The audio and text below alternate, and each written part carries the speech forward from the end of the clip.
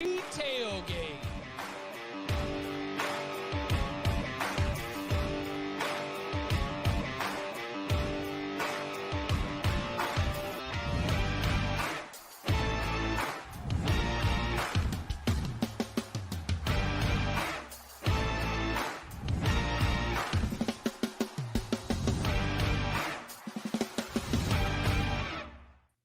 And welcome back to the Cover 3 podcast here on CBS Sports. That's Danny Cannell. That's Bud Elliott. I'm Chip Patterson coming to you live at youtube.com/cover3 and everywhere you get your podcasts on demand. Thanks for hanging out. Smash that subscribe, smash that like, and come and join us in the chat, a.k.a. the Cover 3 Tailgate.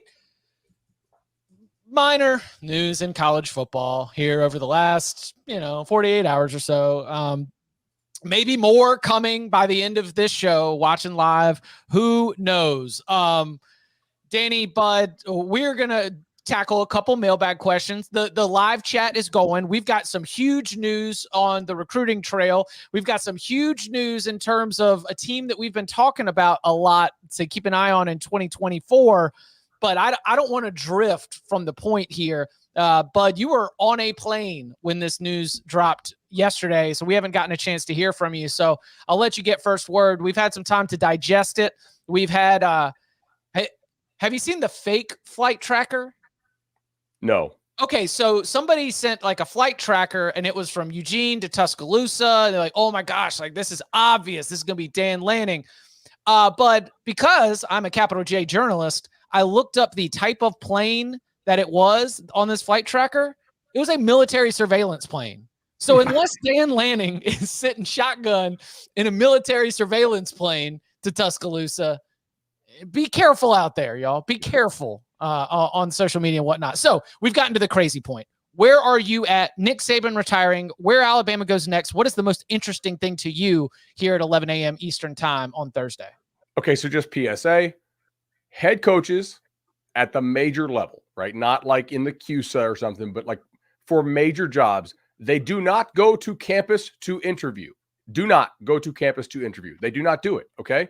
Because it would look really bad if they didn't happen to get the job. And also, programs like that, like an Alabama or any major program, has enough money to meet you on a private flight, on a tarmac, right? At some random airport. Or if you want to have a longer one, you just go to some random airport hotel.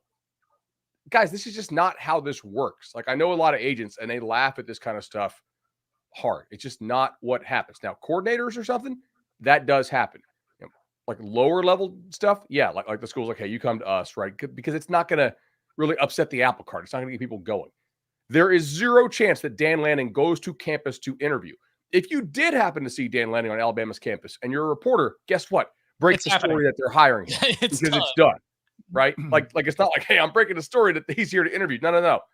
If you see the guy on campus, it's done. So, yeah, I don't have any reason to think that that Lanning was on Alabama's campus. I think that those reports are false. So, yeah.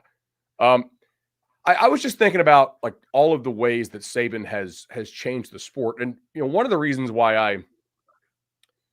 I thought that he was probably done was just the way he was acting all this year, right? Like it used to be, hey, like you get 6 minutes with him, you probably get like 5 minutes, 50 seconds, and he is out the door, on to the next thing. Like he's always so focused on, what's next? How do I create my next edge? And this year it's taking a little time with people who had meant something to him around the program over the years, making the full lap around the stadium after they beat Tennessee and high-fiving all the fans and thanking everybody. Even like how he talked and operated on the Hey Coach show. And it was just sort of like he was taking it all in an appreciative manner in case this was it, right? And it turned out, that it was. I don't know exactly the reason why he's hanging it up. I saw a lot of reports that he was actively conducting interviews yesterday for assistant coaches. And I guess that fits with a guy that's just so focused on do your job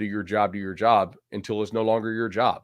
But like you think about all the edges that Nick Saban like found, created, or exploited in this game to have this level of dominance. I mean, he's probably had more accomplishments than the next best 2 SEC coaches in the modern era combined, right? Like more titles than Kirby and Urban, just insane. Like he got to Alabama. It was an absolute disaster there in terms of, and they were on probation. Now he had him over a barrel with leverage, and he used it because he was on the Dolphins. And he's like, I'm not coming back. Remember the whole, I'm not going to be the Alabama coach. And, he got a lot of, I think, assurances, but he got a lot of those people who wanted to be involved and have a lot of credit and have influence. He got them to open the checkbooks and shut the mouth and just get out of the way. And I thought that was really key. And it'll be interesting to see how the Alabama job is with him not there anymore, right? Does it revert back to some of that? Because I'm sure there's a lot of people who would like to have a little more influence rather than the one voice policy that they've run. I think it's a testament to how good he was that all these schools, like, all right, we got to figure out the secret sauce. Let's just hire a bunch of these guys who work for him and maybe it'll work. And a couple did. And a lot were absolute disasters, right? I mean, like Jeremy Pruitt got hired to coach Tennessee, like wildly unqualified, just because he had been around Saban, right? It's kind of amazing to me. Like you dominate that much. Like, yeah, we got to go get a guy from that operation, to help out. But like, I feel like just always looking forward and the way that he got guys to come there and compete. That was one of the reasons I was at these camps, and it's why I started to look into the data for Blue Chip. Because like back in the day, people were like, oh, Michigan State could win one, Wisconsin could win it. I'm like, man, you guys spend one day with me at these camps, and you tell me that you think those schools can compete with the type of guys they're bringing in. And the starters on that level of team means they've beaten out all these other guys who are freaks too. So they all got the freaky athleticism, but the guys who are starting probably have the right, mentality because they've actually beaten out other studs with the iron sharpens iron. He hired Al Groh as a graduate assistant. Al Groh had coached in the Super Bowl as a coordinator. And he's like that's the kind of loophole stuff. He's like, well, is there any rule against us hiring a 55-year-old NFL defensive coordinator as a graduate assistant? Stuff like that, like the oversigning stuff. Like they put in limits on oversigning, not entirely because of Saban, but he damn sure exploited it. He started to run that roster like an NFL roster. If you can't play, you got to go. Not out cutting guys, but you can make it uncomfortable enough to where, and that's kind of cutthroat. But I just feel like every single little edge, like he was one of the first guys, to have an enormous staff, right? Where did we had never heard of analysts in college football, really, before Nick did it, and certainly not an army of analysts. And just like that's where the sort of army of polos came from. I'm going down my list here. I had somebody who worked for him for a long time tell me, like, people say he's a jerk, but he's a jerk about your work product, not about you as a person. And that's how he can chew your ass out and then come back and be normal to you the next day. Whereas if your boss is somebody who takes like personal shots as who you are as a person, that's how your employees and your subordinates hold grudges against you. And so he's just really good at not crossing the line into what felt like a personal attack. He would keep it about the work. And if you couldn't get the work right, he would replace you. I thought that was interesting though, Hey, sorry, we can have a conversation. I had a list on the plane yesterday. All right, here's the things I think, like nutrition. So you did spend a lot of time on an airplane thinking about this. I did. I was like 2 rows back from Zenit's, and we looked like, we worked for 24/7 Sports, and breaks a boatload of news. We look at each other like, of course, this is going to break right as we get on the flight. By the way, Danny, shout out for the autopilot Tesla stuff yesterday. Hey, awesome, it worked wonders. It worked wonders. Real quick pause on this because this is from the Cover 3 tailgate. This is an interactive mailbag. Wagner says, did the soccer team win last night? And did you lock down that soccer NIL cheese? Heck yeah. 7-0. 7-0. Yeah, it was right in the bag, working on the NIL package as we speak. To Bud's point, he caught it in there at the end. Nutrition is 100% one of the things that Saban. How about mental coach? Trevor Moawad sadly passed away, but he was one of the first ones that brought him in. One of the first coaches to have a mental, coach or a psychologist work with the athletes. Anything that would give him an edge, you would do. I mean, and then what's crazy is how many people copied it. The staff, all the things that he was doing, and it's a tribute to his greatness, right? Imitation is the sincerest form of flattery. How many other coaches and great coaches would steal from him? And sometimes it was offered up and they would, coaches share their secrets, but everyone copied what he was doing. So now everyone has a smoothie bar that makes protein shakes and, has 5 members on a wait staff and has the biggest, best, most cutting edge, workout equipment when it comes to catapult, checking out, how many GPS, how many miles per hour are you going, what's your heart rate, all that stuff, cutting edge. It just so many areas like in recruiting, it's like, it's the bag game, not the brag game. Shut your mouth. Everybody needs to pull in the same direction. I really wonder, like, did Saban have a lawyer on hand who just read the rules and was like, well, it doesn't say we can't do this, so let's do it. And let's do it at 1,000,000 miles an hour until they make another rule to try to stop me. Like, that is a testament to you that they're trying to hire your coaches all the time and they're making rules to stop what you're doing. Well, I liked how he would come out and he would say, is this what we want football to be? Talking about some of the up-tempo offenses and spot the ball and the substitutions, and the rule went in, with him being like, I don't know about this. And then what did he do? Adapt and created an up-tempo offense that blitzed every single defense that they played. They start to talk about the transfer portal and NIL. And I don't remember him. I don't have Nick Saban as an in an anti-player position, especially as that conversation's been ongoing over the last half decade or so. But I do have him being like, well, this is going to become a little bit more like the pros. And what did he do? He went and got players from the transfer portal that helped him win at the highest level. Like at all these different places, yes, he's always looking for not even just like loopholes, but just like you mentioned, Bud, edges, like ways that you can maximize it. He doesn't think something's a good idea. It goes through anyway. Well, he's going to be the best at that in the new era. But I think what you said at the very beginning about where Alabama was when he showed up, that has been in my mind, because so many of Alabama's peers deal with dysfunctional booster groups and other schools that want to compete for national championships and have been chasing that Nick Saban success. Some of the failed coaching searches, some of the ways that things have gone have been because they don't have that alignment. And I just wonder if there's any name that we've mentioned that's going to be able to unify and command that group. Because as much as we point and laugh at Auburn, and for some of the dysfunction that we've seen over the last, basically all the way a decade, that could be Alabama if it's not the right guy and if they're not able to all stay in line. So as we are sitting here thinking about candidates, trying to prepare ourselves for a hire that we think will be made soon, I'm wondering who's making the hire. And I'm wondering whether, is it athletic director Greg Byrne and that's it? Or is it athletic director Greg Byrne and some other people? How much is, I don't know, man. Nick Saban? Is it Nick? Do y'all see Nick Saban went to work today? I did. Yeah. Did you see the bag man? Speaking of bag man, did you notice that?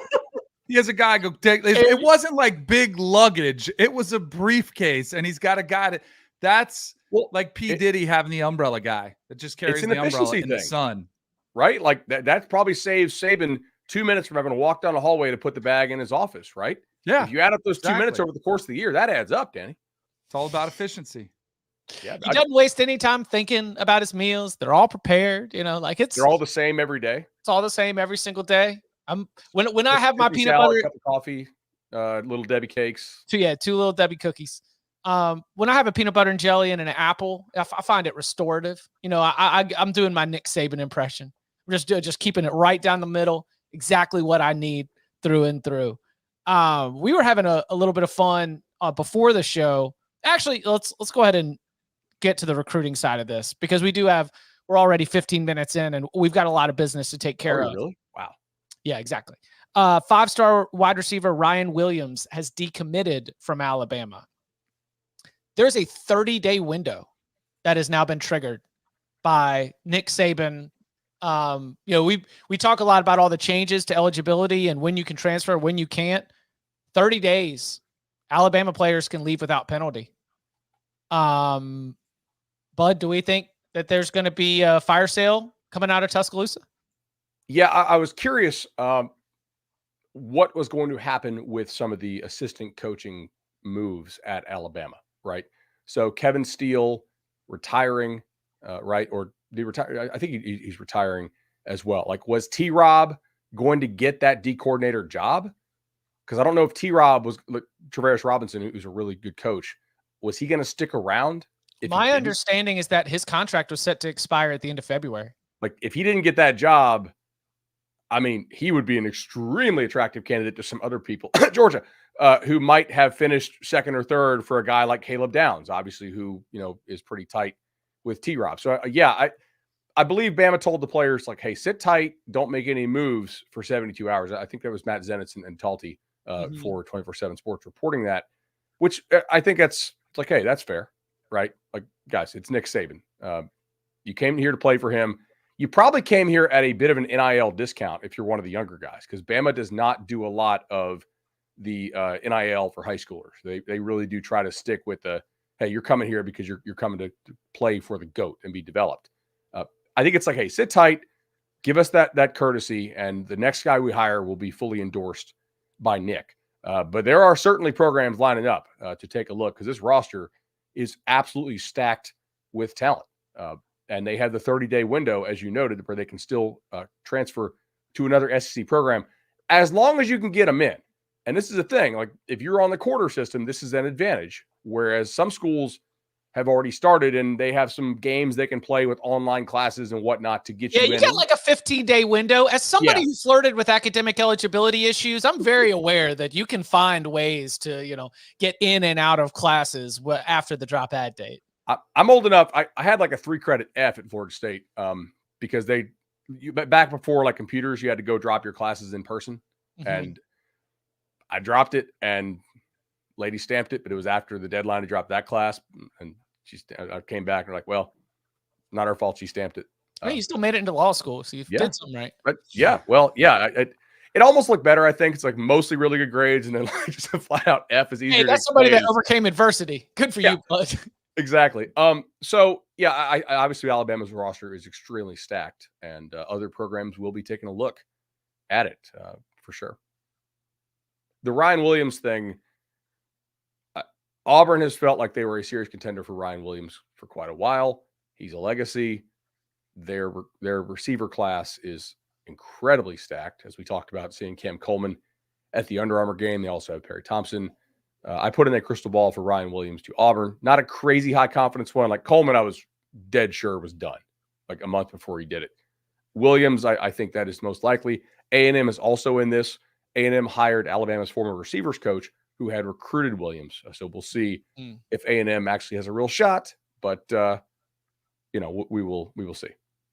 Lots of news to get to that is of the moment, but this is a Thursday episode. And so the mailbag works in a lot of different ways. And one of those ways is with those of you in the Cover 3 tailgate who hang out and ask us mailbag questions. Before we got started today, John dropped this in here. John said, did Saban retire because this coaching calendar sucks? I wouldn't blame him. Danny, what do you think? Played a role, right? I think everything plays a role. I think the calendar, I think the changes, the transfer portal, NIL, impossible to manage a roster, all of it, I think has impacted his decision. I don't think you could say it's this thing or that thing. I think it's all of it. I think this is a frustration that a lot of coaches have. And if you're towards the end and you have other options, who knows what's next for him, but he can live a really good life and he can do something else that's challenging and he doesn't have to deal with all the BS and the uncertainty, which could play out for years. Like if there was a horizon and he knew it was one more year of uncertainty, but in a year we're going to get, shared revenue, we're going to have employee-based contracts, something like that, maybe he'd stick around. But the unknown, I think, is like, how long do I have to go in this limbo? And it's probably made it an easy decision for him. Yeah, it's probably a confluence of events.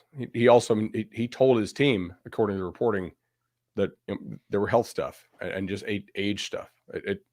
He did look noticeably more aged this year than he had in prior years. It was like I don't know. Didn't you guys catch it? Like maybe like the last 18 months, he's like, oh, he looks different. The game against South Florida. Now this was weather related too. Yeah, but he was walking through the tunnel. And he was soaking wet, and he just looked exhausted. I mean, it just looked like, now we all probably would if we just sat through that and Oh, offense was awful. But then remember his comments after that game. He's like, I'm proud of my team. Like, that to me was more of an indictment of where he was in his career when he was kind of like, hey, we got out of here with a win. Everything, like 5 years ago, Saban would have been just unleashing on his team. This is unacceptable. This isn't who we are. And that was one of the comments that I heard after the game that was just kind of felt like a different Saban. yeah, he had that. I'm not gonna look. I'm not gonna speak on anyone else's hair color. I'm in no position to do that. His, he looked at that right, Saban chestnut at the end of the season. He had it tight. He was doing good work. Chris Lowe of ESPN, the Saban Whisperer, shared this little anecdote. He said, something Saban told me last month rings pretty loud now. Quote, 14-hour days are a lot harder at 72 than they were at 62 when you want to make sure you're on top of everything, which is more difficult than ever now as a head coach with everything you have to manage. John, to your question, that's kind of what I hear there. There's a lot more stuff you have to manage. And while there's younger coaches that are like, yeah, that's what the money's for, you're like, and they accept that challenge. Nick Saban at 72, recognizing that it's a lot harder to manage all of that at the same time. You know who else came in a huge decision, was a huge part of this? Miss Terry. Miss Terry broke the news first. Well, not broke it, but did you see Miss Terry's Facebook post was released ahead of Alabama's athletic department release? Right. She's a big role. That's a big part of the decision-making process.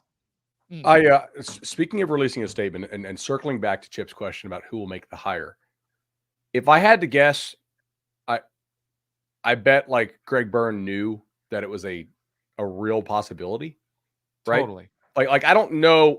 I don't even know if Saban knew he was for sure done. He may have just been like, all right, maybe you're like 95.5 and you go through the assistant interviews and you're like, do I really want to do this again? Can I really do this again at the incredibly ridiculous standard that I hold myself to? So I bet you he probably tipped Byrne. Jimmy Sexton would certainly know, right? That's his agent. He also reps Kalen DeBoer. He reps Mike Norvell. He reps a couple other guys.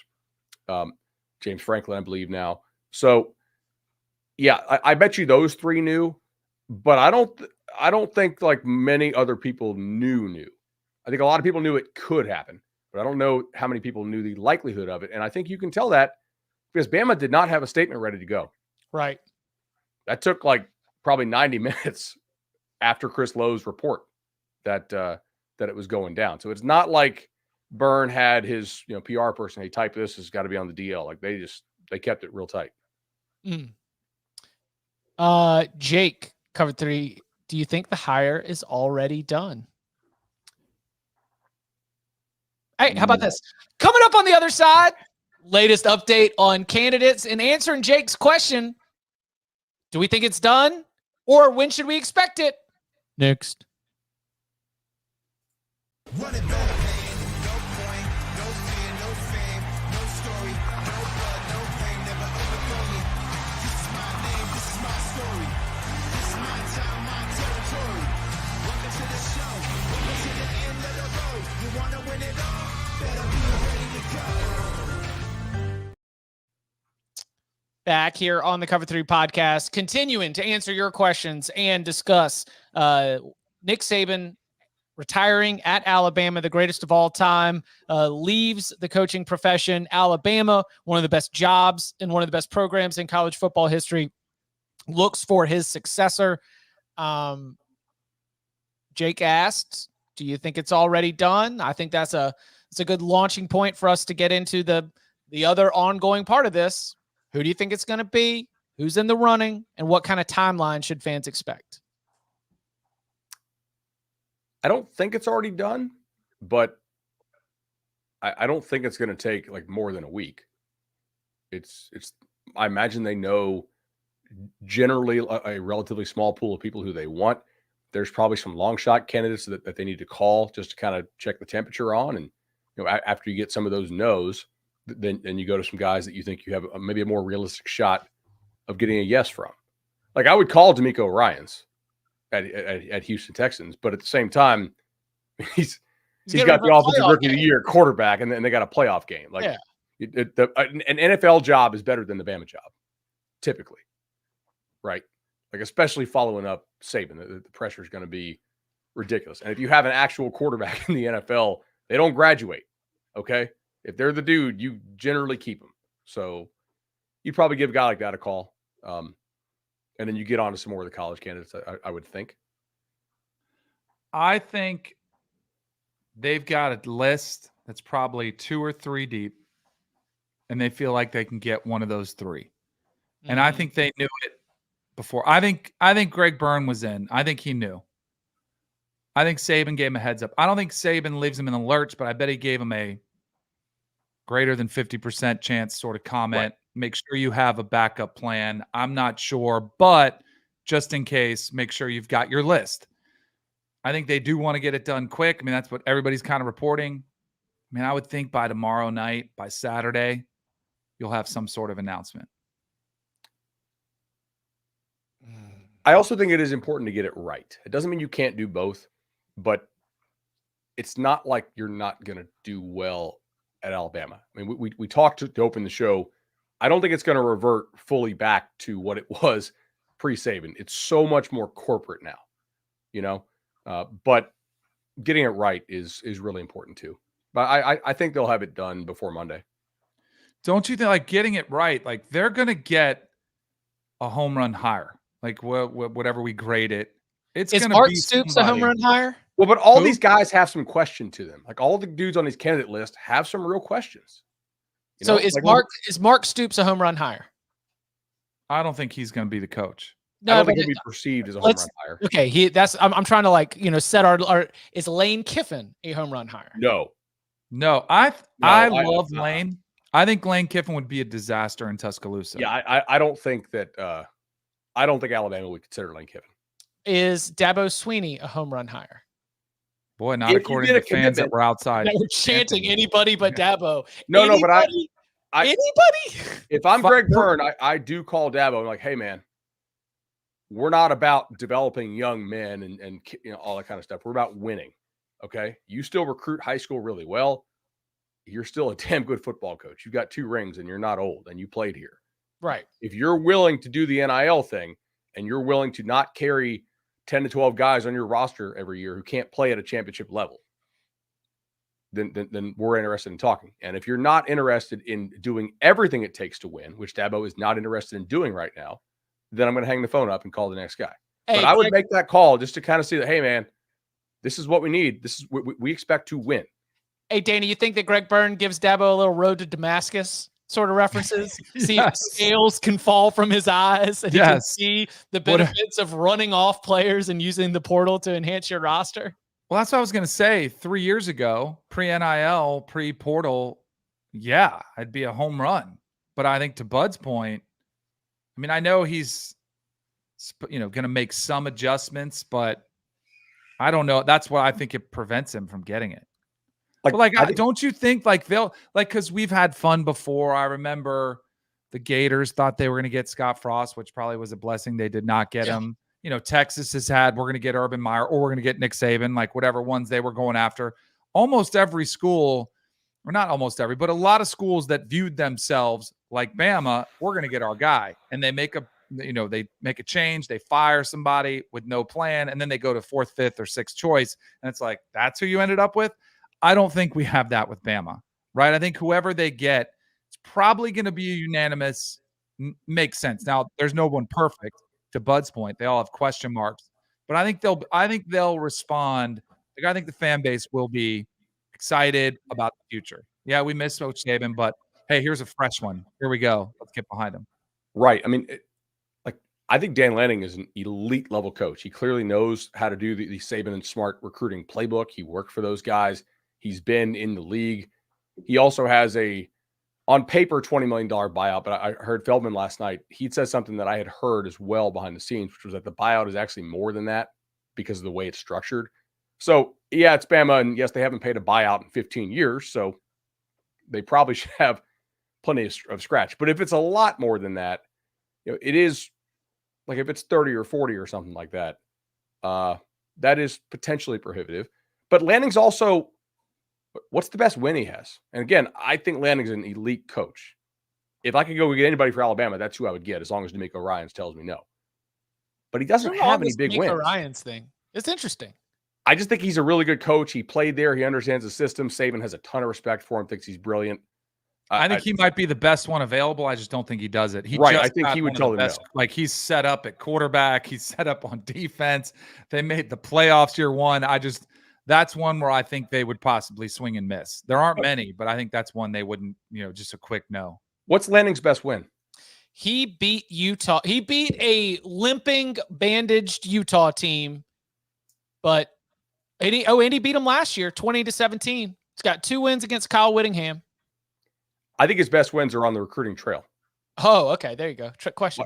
But he does have, he does not have a lot of big wins, and he's really young. I'll tell you what else he's done is he's assembled a pretty good staff. Remember, he lost Dillingham, went out and got it wasn't much drop off on the offense. So he went and got Hampton from Tulane to be the DC. And if you look at it, Norvell and DeBoer, I think they're proven elite level coaches on the field. I mean, almost never make decisions on the field to be criticized. They score points. I think they know how to manage staffs and hire people. But recruiting is a major question with those guys. I think Florida State's probably really disappointed with the recruiting class just signed relative to what they did on the field. It's the 3rd year in a row they've completely botched recruiting in the front 7. They don't have any difference makers on that team that they've recruited in the front 7. If you're Alabama, you're not going to accept some of these guys that they have on their staffs at Florida State and Washington from a recruiting standpoint. If you're Greg Byrne, you'd be like, hey, we expect to beat Kirby and Hugh Freeze on the recruiting trail. This kind of stuff, not second to him. Correct. This kind of stuff ain't acceptable. All right.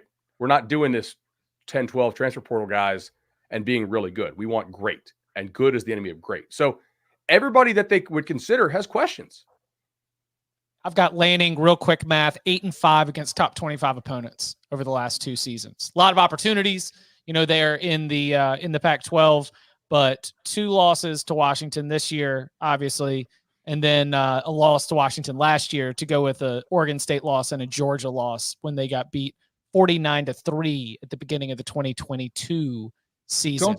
Do you think Kalen DeBoer, his name keeps coming up at all? Like Michigan, it was then, and I get it. Some Big Ten ties. Was it Indiana? Still was kind of a reach. I didn't think it was a great fit. Now Bama, his name's mentioned. Not much experience in the SEC. That one I would maybe say I'm a little worried. You don't know what he's going to do in that region. If it weren't for Brian Kelly, because when the Brian, are you sure? What about Urban Meyer? When the Brian Kelly hire went down, I was like, I don't know about this, but he's got an SEC West title, a Heisman Trophy winner. Yeah.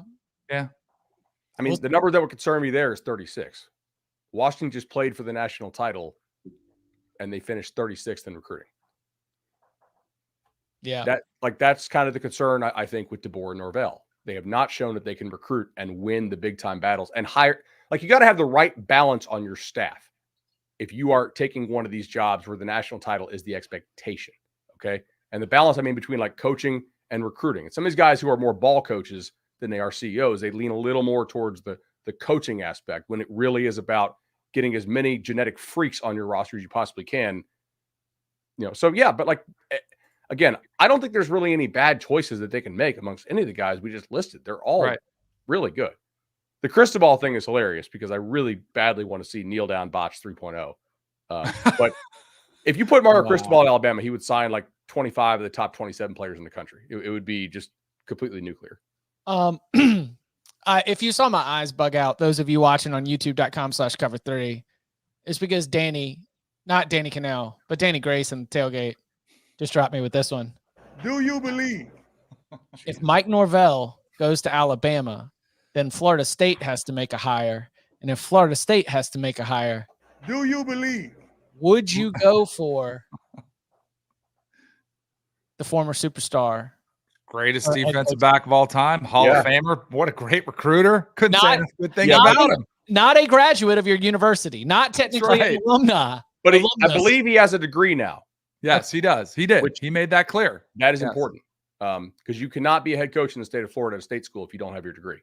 Man, y'all state laws, messing up conferences, making coaching hires complicated, broadcasting your board meetings. If I'm Mike Alford, I do have some other qualifications if I was making a hire. Like, do you know the overtime rules would be an important question I would ask in an interview, right? And I'm like, I don't believe that you do. So hard no on that. But are you nervous about Norvell leaving? Because I think if he's offered it, I almost think he has to take it, right? Well, I think if you're Norvell, you know that you just botched an opportunity in recruiting. You just went 13-0. Also, I'm relatively confident that Florida State's going to get out of the ACC. I don't know when that's going to happen. If you're Norvell, how many bites at the apple that is the Bama job do you get? So I think he would be a serious candidate for it. Yeah. If I was in Mike Norvell's shoes, I would assume that my stock price is as high as it's going to be for the next 3 years. Yes. But after the 24, 25, and maybe even 26 seasons, it ain't going to be coming off 13-1, which that one was notable, but I would take advantage of this opportunity and my life would be set. And guess what? You know what happens after you might get fired from Alabama? I bet you can go get yourself another power conference job somewhere. Are you nervous if you're Texas, or you're like, hey, Texas is a better job than Saban immediately post Alabama? We hit that a little bit on the recap or on the breaking news pod yesterday. I think Sark stays at Texas. I think it's equivalent, if not much deeper. I think their NIL program and their ability to bring in players is more significant than Bama. And they got oil money. And you got the good graces of Texas. I think he's in a pretty good place where I think you would say thanks, but no thanks. I actually think that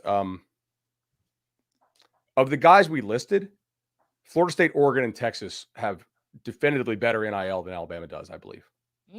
Florida State? Yeah. Yeah.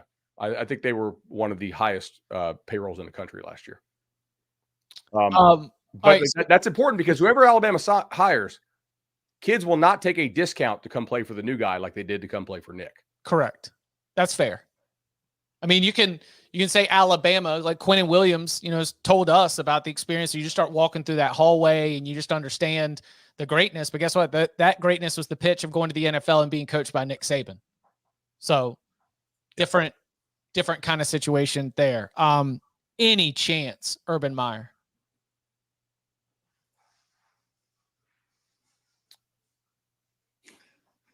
I don't think so.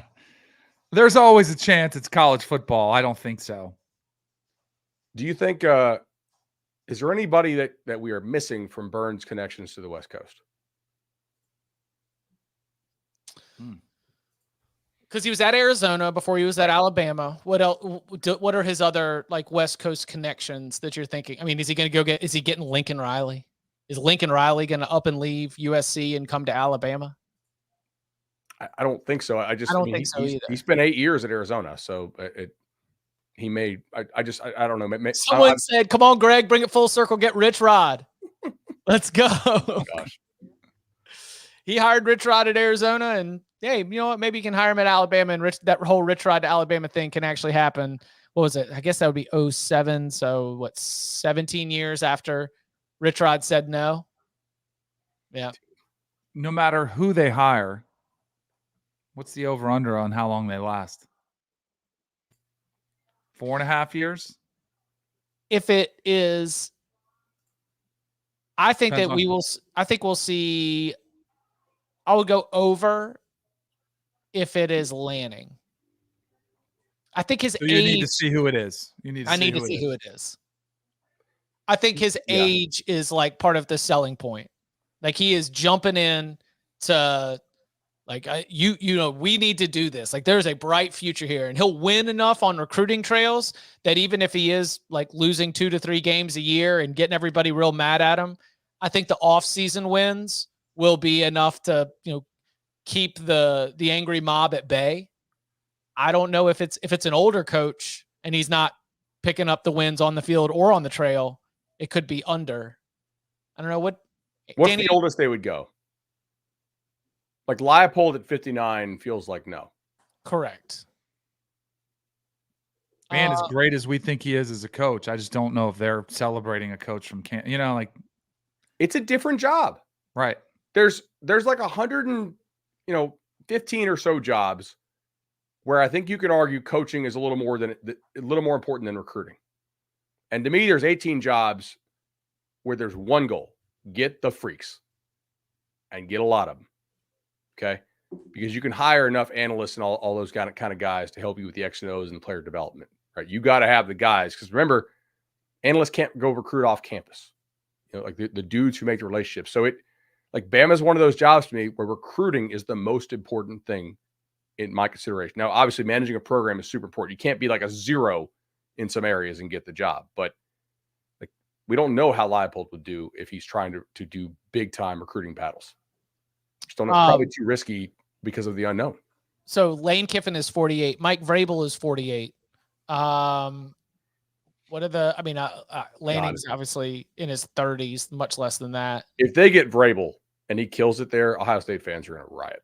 I know. Yeah. Let's see. We already got Timmy. You asked if Norvell's a realistic candidate. Well, we discussed that. This is a good time as any, because Mike Vrabel, Ohio State fans would be mad. But guess what? Ohio State fans, not mad right now. Ohio State fans are feeling excellent. We'll tell you why with some big time news coming out of Columbus and what it means for 2024. Next. There's no Belichickery here. When Sunday football isn't enough. Dislike that take. Great take. That other pregame show will put you over the tops. I'm all in. Let's go viral here. Every Sunday, all the insight you need on CBS Sports Network. Back here on the Cover 3 podcast. And guys, I have been telling you, and I will continue to tell you, because for 17 more days, as we sit here right now, that is January 11th right now, January 28th is when the voting will close for the Sports Podcast Awards. And yes, thank you to your support. The Cover 3 podcast is a finalist in the Best American Football Podcast category. Now, you can help us win. This is where the fan vote is going to be what it takes for us to be able to bring some hardware home. We've been a finalist before. We didn't win. Let's change that. There's a QR code on the screen. You can scan that. There is a link in the chat right now. You can click that. Same with the episode description on YouTube. Same with the episode description on the audio side, wherever you get your podcast. The whole process only takes you about 30 seconds. I am not condoning any kind of voter fraud. Every email address can only vote once. I'm simply explaining the rules. Every email address can only vote once, and I do not condone voter fraud at all. So why don't you go ahead and scan that QR code and click that link. Help us. We appreciate your continued support of the Cover 3 podcast. There's been something that's been bubbling up over the last, I would say, week or so, which is a lot of players who are eligible for the NFL draft and have NFL draft grades that suggest that they would have been drafted, deciding that they're back for Ohio State. You know, it starts on the defensive side of the ball, the side of the ball that was certainly the strongest this year. You know, you get Denzel Burke back. You get, big time edge rusher Jack Sawyer back. You get Tyleik Williams back. Oh my goodness, the Buckeyes are starting to look good. And then we find out on Thursday morning, Emeka Egbuka, stud wide receiver, is back as well. Bud, this is we discussed it in the wake of the Quinshot Judkins, of their transfer portal moves. Now they're even getting guys to stay. Buckeyes kind of building a monster right now for the 2024 season. Yeah, we discussed Ole Miss and Missouri sort of identifying this as an all-in year. They push those chips in. I think Ohio State's spending some money, guys. Right? I'm going to take this back more than just a week. You can look at the reporting how Jeremiah Smith, was discussing how he wasn't going to sign with Ohio State until his agent, who's also Geno Smith's agent, because that's his uncle, would look at the contract. And they also kept Edric Houston, 5-star defensive lineman, right? Like, they are spending up. I don't think they kept a lot of round 1 draft picks. Like Marv is probably gone. I would expect Marv to be gone. I don't think you add Quinshad Judkins if Travion Henderson's coming back. But guys, it ain't cheap to keep all those round 2 and round 3 and round 4 picks. Okay, like that cost a pretty penny. And you went out and you got one of the very best quarterbacks in the transfer portal in Will Howard. I think Ohio State's like, man, we're serious about this. We're tired. Like, I know they only lose one game a year, but we're tired of losing that one. So I'm impressed with what Ohio State is doing here. I think when we do I get the chat saying Travion Henderson's coming back. I don't know about that. Man, when we do don't they still have Dallin Hayden on the roster too? I mean, how many running backs are you going to have in this offense? Yeah. When we do our top 25, I had Oregon over them. Just preview. I'm going to make a change. They're going to be my number 2. So Ben Hardsock works with me on SiriusXM. He comes on our show once a week. Played tight end at Ohio State. We had him on after Michigan won. Obviously, he was struggling with it. He didn't love this tactic, but I think it was powerful. He said he had an email in his inbox from Ohio State, not just to former players, but to every alum that went to Ohio State. We need your help now more than ever. I mean, I don't know what's more powerful, because remember Tennessee after the win over Bama, like they immediately raised however many money it was to, because they had beat them and they were like, hey, we need help paying for the fines or whatever. And they raised it quickly. You know what else is really a powerful motivator when you're watching your biggest rivalry rattle? Oh, right. Michigan. That both like watching Michigan, watching your team against Missouri saying, man, we have a long way to go. I mean, I think it's a big reason why they're going all in too. They're not going to sit idly by and just be okay with Michigan winning. They want to try to match it. It does seem to be working with this Ohio State team, which is looking more and more dangerous, which, me, I like stakes. I like story. There is nothing more juicy than Ohio State primed with expectations in the wake of Michigan winning the national championship. And they've not always been a team. Passion, Danny. We thrive on when everybody's super engaged and Michigan with a kiss the ring, point to the scoreboard, but Ohio State locked and loaded with a team that is going to be held to the highest of standards. Oh, that's the good stuff heading into the Big Ten in 2024. What were we saying, Bud? Sorry, didn't mean to cut you off. No, it's a notable shift change for me because Ohio State has not always been one of the teams that I identify as NIL. They've got it going on. So remember Ryan Day? What happened there? The first year was he was the one that gave the $13 million number, and he's been out there, making his case for a while. Yeah. All right. We've got a little bit of time left. Do you want to pull something from the big old bag of mail? Let's do it, man. All right. And as always, you submit a question in the chat, you send us an email, reach out to us on Twitter. Also, the way that the OG mailbag, the big old bag of mail, leave us a 5-star review. In that review, we will include your question. We will tackle it in a future mailbag.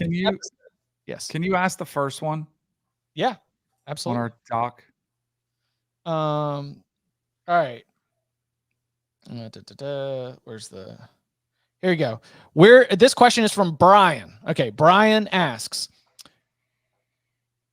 we're stuck with the 12-team playoff in the committee, but if you all were in charge, parentheses, you should be, how would you change the selection criteria and the makeup of the college football playoff selection committee? The selection criteria, remember, they told us what they were going to value, and then they don't always follow it. The makeup, 13 individuals, from varying walks of life in football. So, Danny, how would you change the selection criteria and makeup of the college football playoff selection committee? As for the makeup of the committee, I would eliminate them. That is not a death threat. Because make sure we know. Legal disclaimer. That is not a threat. This is simply a process move. Yeah. But position, not the person. Yes. Since we are stuck with them, I think as far as the makeup of the committee, no more athletic directors, no more administrators, former players, coaches, and current analysts, if you wanted to go that route. People that played the game, that are intimately familiar with the game, and people that have time to watch all the games. I know it was a thing early when they said, oh, they're going to have these DVDs made and they're all going to be watching all the games. They can't. I mean, a majority of them are, have other jobs that require a lot on your plate. I think it's become more of a resume builder and a status symbol to be on the committee. I can't stand that. So I would have, people that played, people that coached, or people that currently are analysts full-time, of the game. Runs into some complications because a lot of us work with networks that have, so then put the same amount from the big, ESPN, Fox, CBS. Maybe it's one from each network, so you can have them in there campaigning.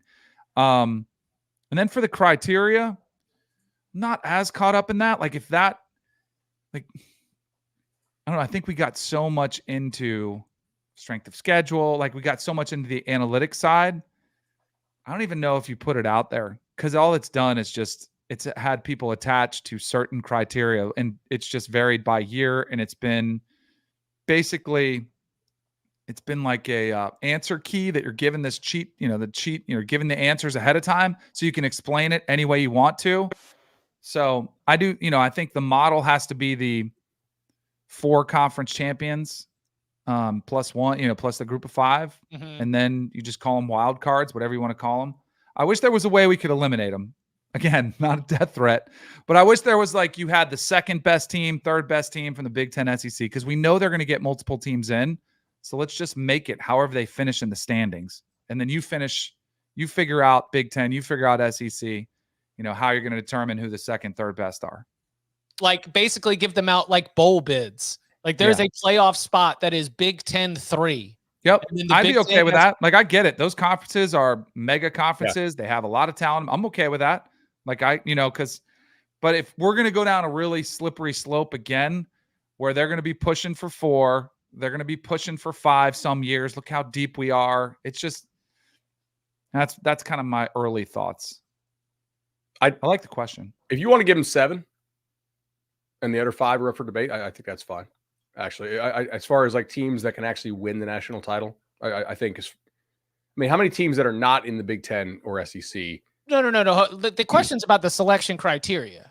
Sure. Because I was saying with the auto slotting, type stuff. Oh, give 7 auto bids instead of 5? No, 2 just to the 2 Power 5 leagues, or the 2 power leagues. That's odd. And then just let them fight over the 7th? No, then the other 5 is kind of whatever. The Big Ten and the SEC, they're going to fight over who has a 4th and who doesn't have a 4th. Maybe let the committee decide that. Yeah, we'll have Petiti on one show, he'll be on Fox, and then Sankey be on the SEC, and they'll be talking at each other, and it'll be good. Yeah. Bud didn't like the question. I'm sensing Bud didn't like. Look, I think we need to revisit the selection criteria, because they have created what you mentioned, Danny, is an answer key that has us focusing on things that are taking our thoughts away from, I don't know, just rank them. You know what I would do? I would expand the committee. I don't hate your idea of,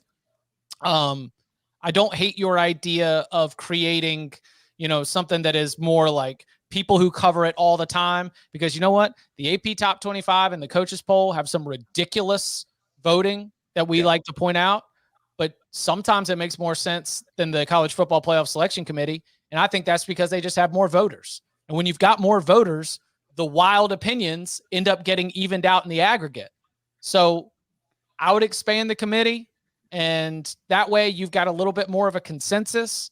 And I would stop trying to, zero in on game control or strength of record or anything else. Just reward teams that are winning and make tough decisions based on head-to-head and overall quality when teams have similar records. I don't think it's that difficult.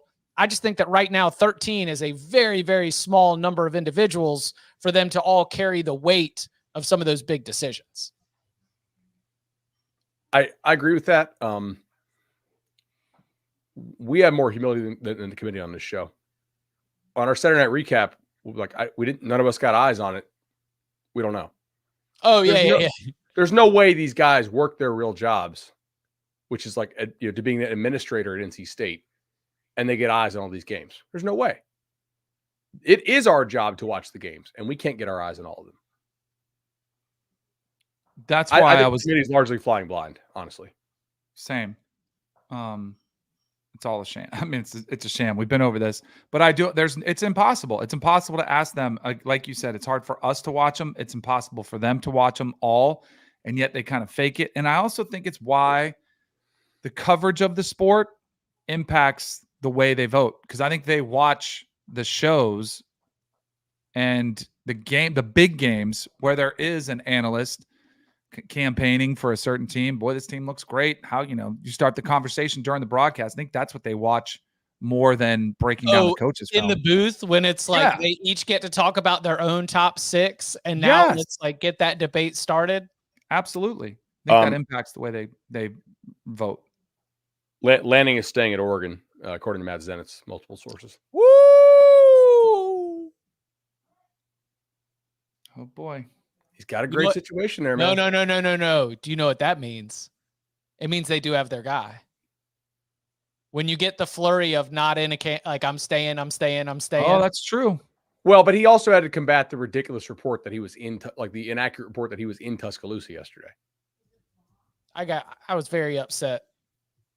Let's see, what was the account? It's somebody who dropped the CBS Sports is reporting because it was KVAL 13, a CBS affiliate in Eugene. That's what it was.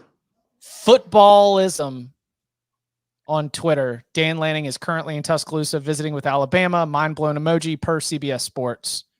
And it got picked up and aggregated everywhere. And that was disappointing because I know everybody that's reporting at CBS Sports on this issue and nobody had that. Right. So, I don't know how those relationships with stations work, so I'm just not going to say anything. Yeah, I was just saying that there was I wanted to make it clear as a part of the college football operation at CBS Sports, it was not something that was coming out of our shop. Wow. So Lanning off the board. Tallahassee. I'm getting kind of nervous. I think he's a great coach. I think he's been great for the university. I think he'd be a good hire for Alabama. Aiden White is also returning to NC State, which is pretty huge. That's huge. Yeah. Man, Michael Clark just broke that. Dave's done good work in the portal and keeping a couple guys around too. Aiden White could win the ACC this year. Yeah. Because there's no great team in the league. Right. At least not that I think. Well, it's just NC State with its greatest rival, expectations. Fair. Great culture when nobody's talking about you. And then the disappointment is when everybody's talking about you. So we'll get to see. It'll be fantastic. All right. Woo! We'll see. Look, I don't know. We'll see. Sirens might be coming back on. Sirens in your feed. Yeah. Siren season. Keep it locked here at the Cover 3 podcast because dominoes might fall. Who knows? Whoever of us can be around whenever it happens, even if it's Danny, even if it's Danny in the car on the way to soccer practice. I went downstairs. I was talking to Parker. I was like, man, I am so thankful for autopilot. The chat did not want to see something horrific live on YouTube. That was pretty amazing. It was kind of late, so I was driving kind of fast too. It was definitely not. You mean the Tesla was driving fast? Yeah. Yes. The car. We're not. Hey, the car, whatever it may be. Right. And you can follow him on Twitter at Danny Cannell. You can follow him at Bud Elliott 3. You can follow me at Chip_Patterson. Gentlemen, thank you very much.